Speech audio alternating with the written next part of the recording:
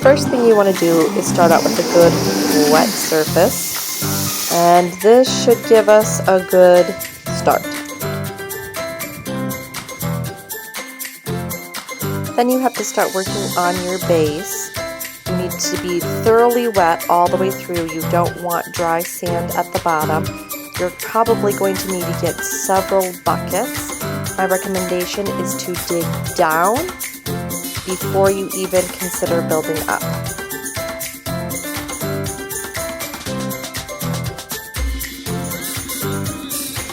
Go ahead and give yourself several layers, some parts being higher and some parts being not quite as high.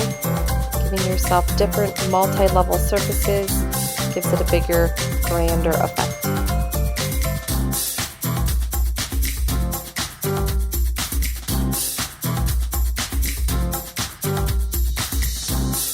The thing to do is keep getting more and more water.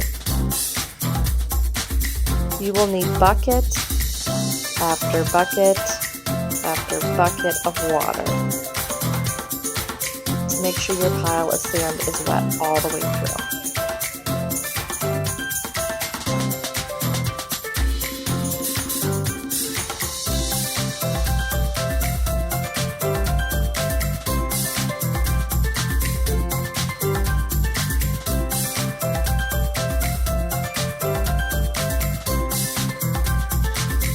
If you can, con your family into digging a hole in front of your castle so it looks like it's on a cliff. When you're sure you have a good flat surface to work on and that it's thoroughly wet at base so it doesn't fall down, go ahead and put a layer of sand and a layer of water, making sure the sand is thoroughly wet all the way through.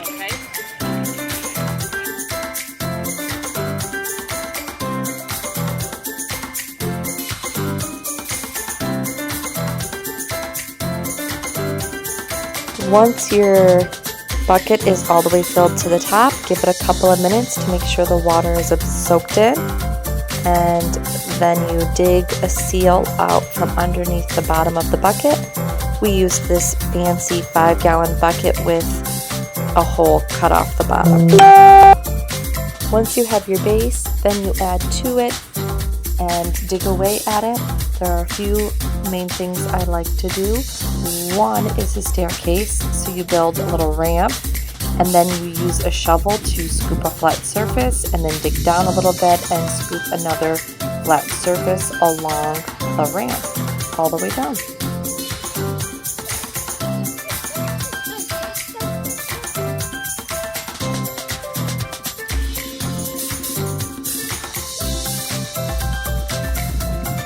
Another great way to add to it is to build a tower. Use really, really wet sand to build up.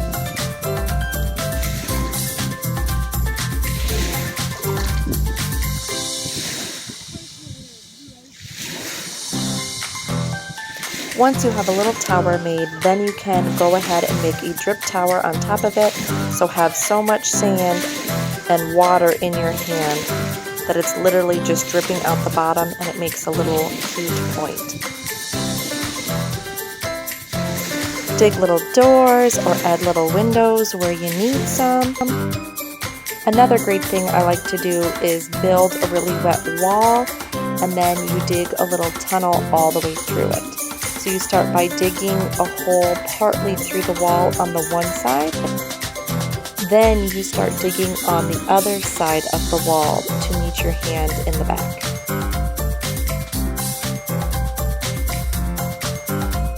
Unless you are in a competition, we do not perfect anything, we just do what we can. The kids usually get bored pretty quickly and I end up doing a lot of it by myself. One of the last rules I have is that we do need to take a picture of the final thing before the kids end up inevitably wrecking it. And don't forget to have a great time. Don't sweat any of the small things.